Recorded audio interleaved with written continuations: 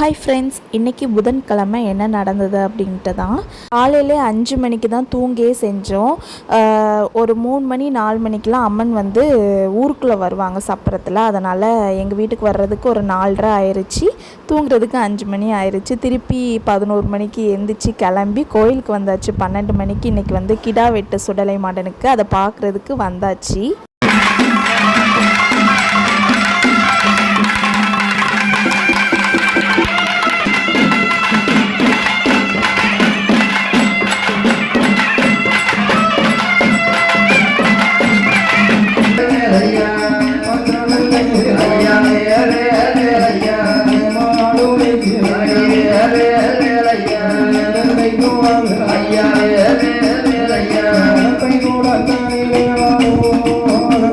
பூஜையெல்லாம் முடிச்சுட்டு வீட்டுக்கு வந்தாச்சு. வீட்டில் பார்த்திங்கன்னா கிடா கறி, அப்புறம் சிக்கன் 65 எல்லாம் பண்ணியிருந்தோம்.